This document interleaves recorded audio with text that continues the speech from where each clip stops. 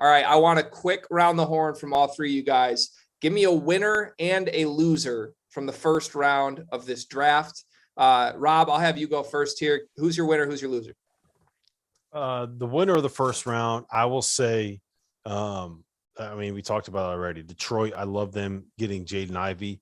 I think that Houston getting Jabari Smith at the number 3 pick is something that is going to end up working out very well for them. I don't know how Houston Rockets fans feel about it, but I know they wanted Paolo, but Jabari Smith, number 3 pick, I think makes a lot of sense for them. So I'm going to give you 2 winners. It's Detroit and to me and Houston, especially in a draft like this. Like, you want to be able to have those names at the very top, because those are the guys that could end up being stars. Give me a loser too, Rob. Who feels bad? You want a loser? Jeff Goodman. All right. I mean, fair. Can't knock it. RC, no, winner, loser? In all seriousness, I don't love Johnny Davis to the Wizards. I don't know what you do if you're the Wizards in that spot. Because if you're picking 10, you're kind of in that weird situation where you're like almost in the playing game, but also a long way away from being what you really need to be. So I would say that Johnny Davis is a loser, or Washington Wizards are a loser. I also say Kennedy Chandler, right? I mean, I feel bad for the kid, but he's a 5'11" point guard. How many 5'11" point guards are going to be starting in the NBA? Not many. RC, who you got? Winner, loser? I'm going to go to Orlando. I mean, we talked about it from the beginning. I mean, it's the easy pick, I think, is because Paulo was the most physically ready guy, and he's ready to help you from day one.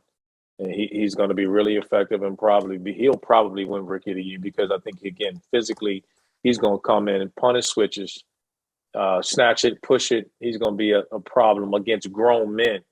And I think that's going to be the biggest difference, is that won't bother him when he gets in. So I think they got a hell of a player, and I expect big things out of him. He needs time as he improves the range on his jump shots to look out, because he's shown the ability to go inside and physically and just punish guys inside. And I expect him to do that at the next level.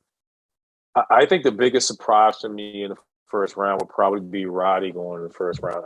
I just didn't see that. I'm shocked by it, but I do like his athleticism for his guy's size. I just wonder, what position he's going to play and his ability to defend early on. T.O., wrap us up. What do you got? Another surprise, Christian Brown going 21. But the winner of the draft for me, I'm looking at.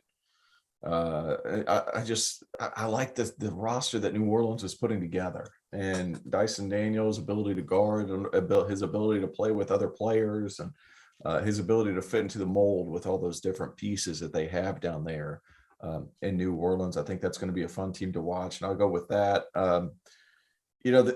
The most confusing thing to me, and I understand that they're in talent acquisition mode, but it seems like they're just drafting the same player over and over. It's San Antonio.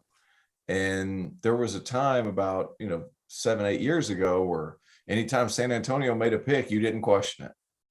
And they've just, the last 3 or 4 years, it seems like, RC, what you said earlier, that they're drafting the same guy and just hoping to strike gold. Well, kind of the same thing can be applicable to here after them selecting Sohan. So I'm not going to say they're losers per se, but it's kind of hard to see the direction that they're trying to achieve, because it's a glut of guys at the same spot. So I'll go with San Antonio as far as that's concerned. Yeah, the only one I'll add, you guys didn't mention that I would consider a loser tonight. The New York Knicks traded out of their pick for 3 heavily protected future picks that are highly unlikely to convey anything meaningful. I assume they did that for cap relief, because I assume they're going to go after a guy like maybe Kyrie Irving. I don't know. But that's what they're doing. I mean, I think without saying it, without questioning it, that's all it was. Without taking on some of these young guys, they got enough, young pieces there to figure this out. That front office and everybody's under a little bit of pressure of like, we got to get something done now. So they're gonna trade. They're gonna get some veteran in there. I don't care if it's Kyrie over someone else. They're gonna add someone and do it via trade. That's a big contract.